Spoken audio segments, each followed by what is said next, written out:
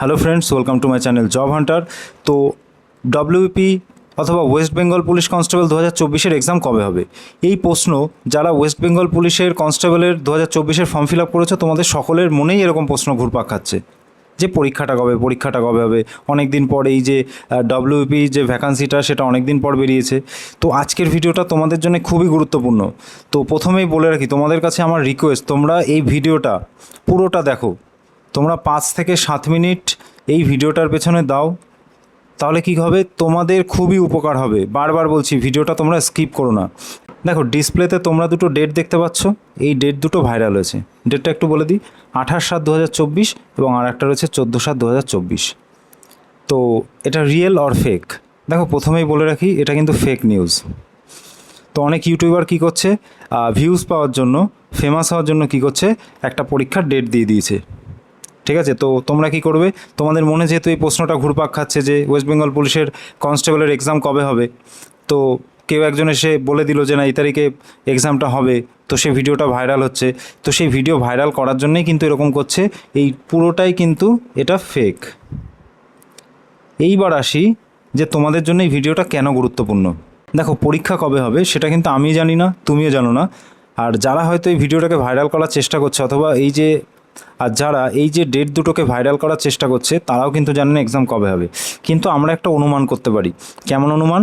যে form fill up শেষ হওয়ার কতদিন পর ডব্লিউপি এক্সাম নিতে পারে, এবং সামনে যেহেতু ভোট রয়েছে, এখন ভোট চলছে, তো ভোট শেষ হওয়ার পরেই যে তোমাদের এক্সামটা হবে সেই ব্যাপারে কিন্তু আন্দাজ করা যায়।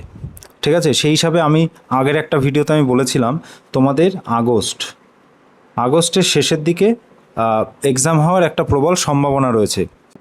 পিআরবি বোর্ড ডেট এখনও ঠিকই করেনি, তাহলে এই ডেটটা পাবলিশ হলো কী করে? তো এটা প্ল্যানিং করে এটা ভাইরাল করানোর চেষ্টা চলছে। এইবার দেখো, এই ডেটটাকে তোমরা কাজে লাগিয়ে কিভাবে তোমাদের টার্গেটটা তোমরা ফিক্স করবে সেটা ভালো করে তোমরা একটু শুনে নাও।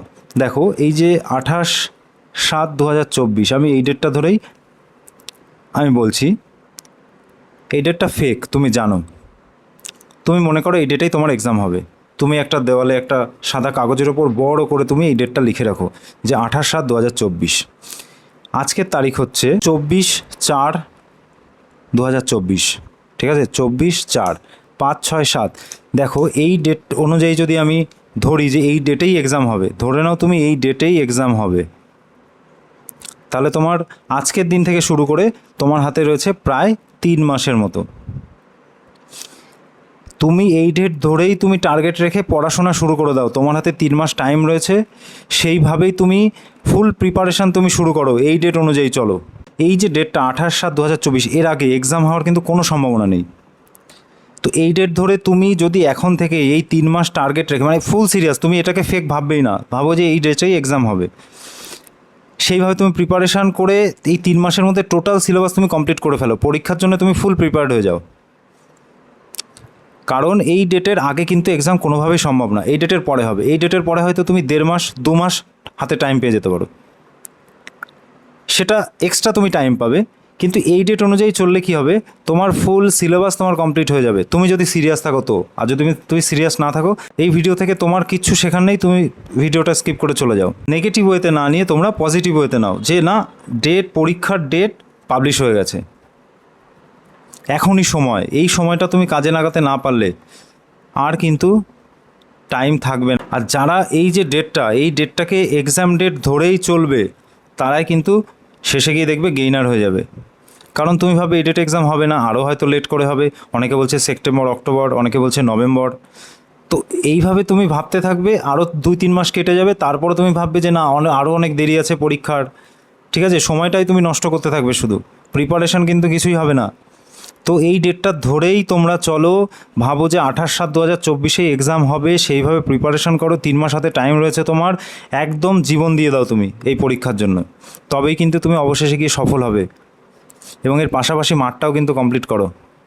এখন মাঠ করছো না, এবার পরীক্ষা হবে, পরীক্ষার পরে ভাববে যে রেজাল্ট বেরোবে, তারপর মাঠ শুরু করব, তাহলে কিন্তু অবশেষে গিয়ে তুমি কিন্তু অসফল হয়ে যাবে।